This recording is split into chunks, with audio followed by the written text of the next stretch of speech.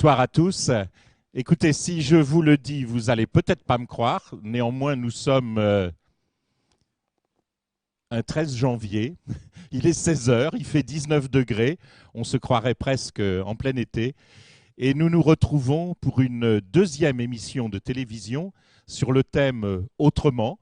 Vous aviez pu nous suivre dans Consommer autrement. Et nous allons aujourd'hui fabriquer ensemble une émission de télévision, le commerce autrement, et notamment sur le commerce équitable. Alors nous sommes à Salon de Provence, où vous êtes invités par O2Zone TV, donc cette télévision participative, associative, et notre hôte qui est la Casa Palabre, haut lieu, temple bien connu du commerce équitable à Salon, qui nous fait le plaisir de nous accueillir.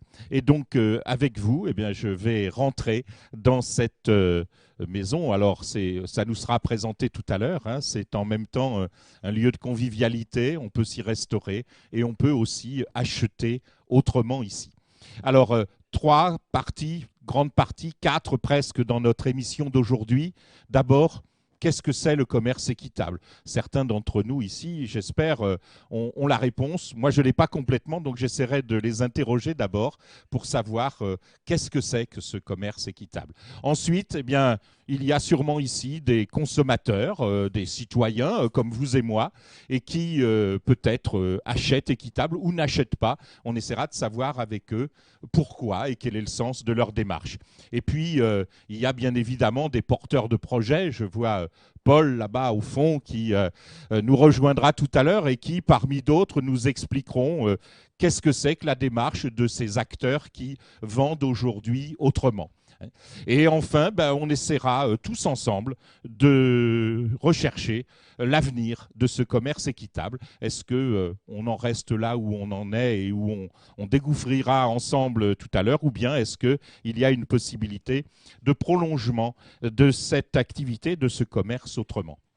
Alors, je m'assieds maintenant à une table qui, pendant l'ensemble de notre émission de télévision, accueillera différents acteurs, différents témoins.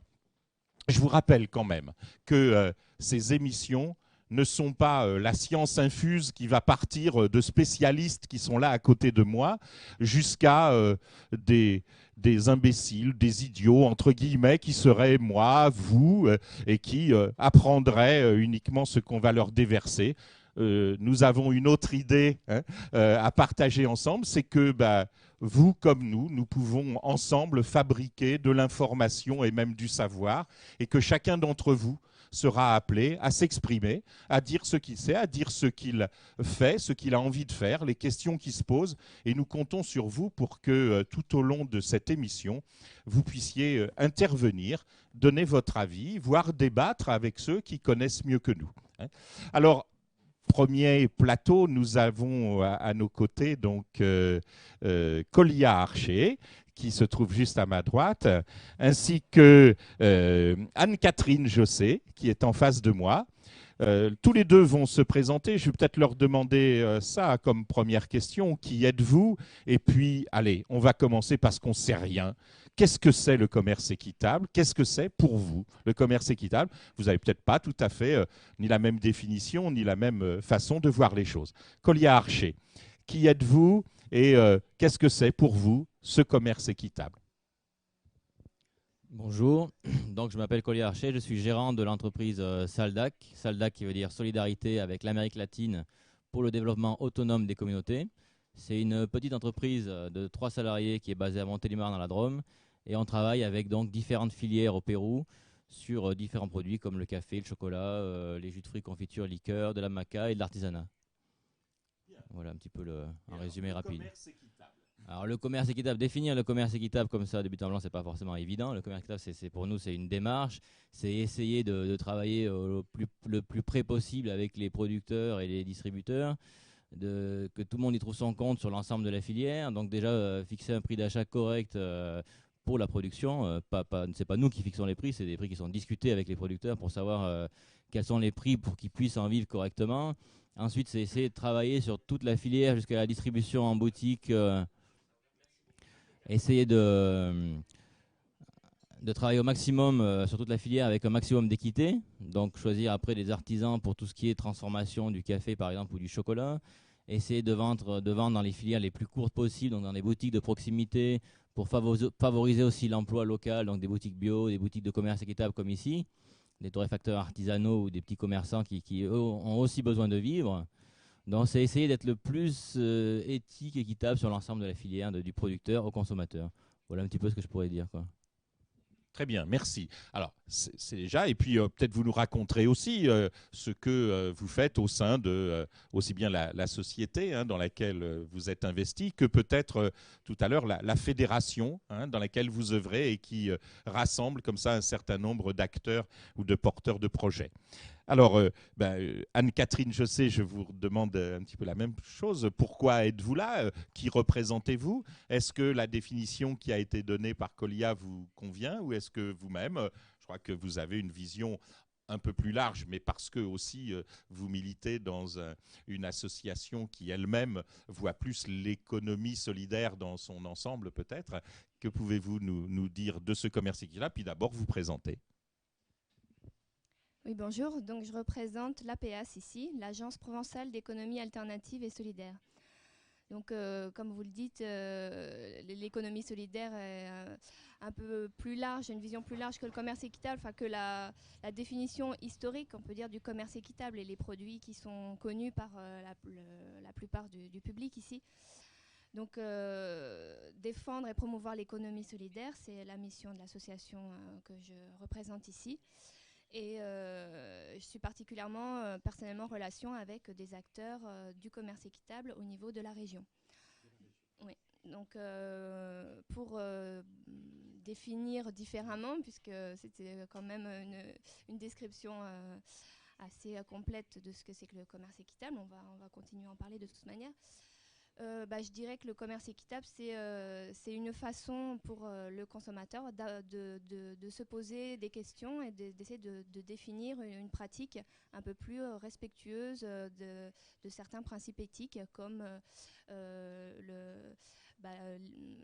des rapports équitables avec le producteur, le respect de l'environnement, une relation de respect entre tous les humains qui interviennent sur l'échange commercial.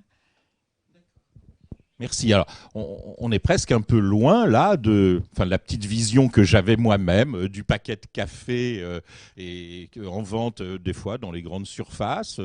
Est-ce que c'est vraiment la même chose que ce que vous nous dites là? Moi, j'entends que ce commerce, il pourrait être tout à fait aussi équitable avec des producteurs locaux, par exemple.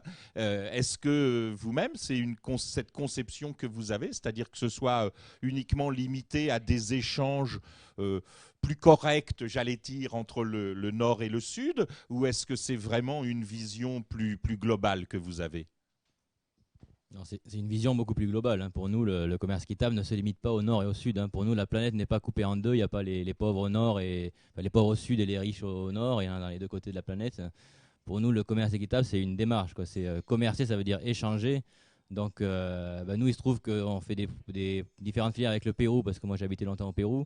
Mais pour moi, un producteur de farine, de châtaigne de l'Ardèche, ou un producteur de patates de Bretagne, ou d'artichauts de Bretagne, qui va en direct sa production, qui a une démarche et une philosophie éthique dans sa production et avec les personnes qu'il emploie, et qui va en direct sur des marchés ou chez lui, c'est aussi du commerce équitable. Sauf qu'il y a beaucoup de producteurs locaux qui font du commerce équitable sans s'en revendiquer. Je ne sais pas ce que... Vous êtes d'accord avec... c'est un peu ce que vous nous disiez tout à l'heure. Donc, on est bien... mais alors, moi, j'ai envie de dire, je vois... peut-être, je sais pas, nos téléspectateurs pourront le voir aussi quand les caméras iront vers la boutique. On a l'impression que ça reste quelque chose d'un petit peu... allez, moi je le dis comme ça, confidentiel. Donc, assez volontiers, je vais d'abord vous proposer de regarder un tout petit film qui est d'ailleurs tourné par votre société, El Palomar, qui nous donnera un éclairage complémentaire de vos témoignages. Et puis après, c'est vrai que ça m'intéresserait de savoir un peu comment cela peut se développer. Est-ce qu'on peut dire un mot aussi, sans en dire trop, mais de ce commerce équitable qu'on voit aussi fleurir dans certaines grandes surfaces et comment vous vous positionnez par rapport à cela. Maintenant, je vous propose de regarder tous ensemble quelques minutes de El Palomar.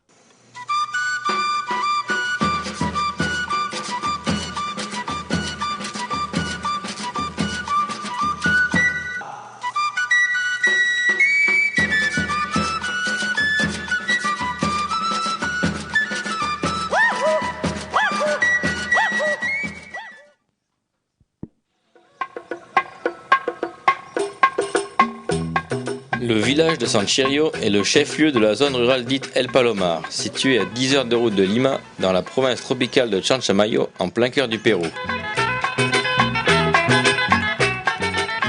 La plupart des habitants cultivent le café depuis plusieurs générations.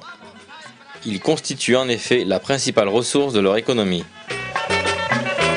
Cependant, l'instabilité des cours mondiaux du café, comme des autres matières premières agricoles, ne garantit pas aux producteurs un revenu correct d'une année sur l'autre pour assurer le développement économique de leur famille.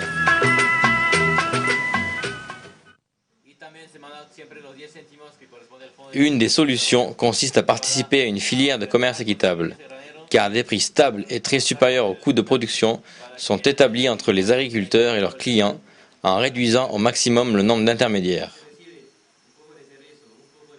Dans cette localité, une organisation de petits producteurs, la Café San Chirio Palomar, dont le sigle signifie Coopérative agricole de fruits écologiques, est engagée depuis l'année 2000 dans une démarche de commerce équitable avec l'entreprise française Saldac basée à Montélimar. En 2000, nous avons fait connaissance avec Colia Arche, qui arrive dans notre secteur, avec qui nous avons surtout noué amitié et commencé un projet pour exporter nos produits par son biais. Nous avons démarré avec un petit volume de 1000 kilos pour la France, son pays. Jusqu'à cette date-là, en fait, on n'avait pas idée de comment exporter, comment on pouvait envoyer nos produits vers d'autres pays.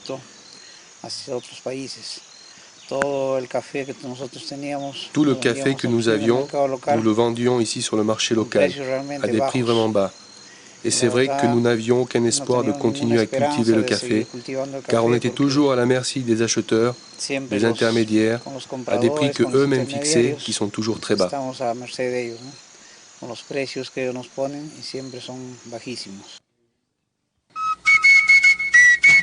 Maintenant, grâce au prix auquel Saldac achète une partie de la production, les caféiculteurs de El Palomar peuvent enfin vivre de leur culture. Ce prix, nettement supérieur au cours mondial, est établi d'un commun accord entre Saldac et les producteurs. Il n'est pas soumis aux fluctuations du marché. Moi, je note que dans mon foyer, mon économie est en train de s'améliorer. Car avant, je sortais pour vendre mon café, j'arrivais et les prix avaient chuté. Une semaine passée, de nouveau, ils s'amélioraient. Mais en réalité, avec cet accord qui est arrivé, c'est un prix stable. Et chacun peut faire ses projets, ses plans. Je vais recevoir telle quantité et qu'est-ce que je vais pouvoir faire? En contrepartie, les agriculteurs font un effort pour récolter un excellent café. Seuls les fruits bien mûrs, appelés cerises, sont ramassés pour garantir des arômes bien développés. Ils sont conscients que la qualité de leurs produits est un critère essentiel à la réussite du projet.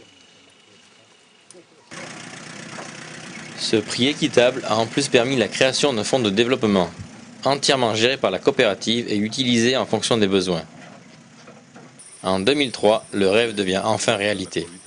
La coopérative achète un terrain et commence dès 2004 la construction de la centrale d'élaboration.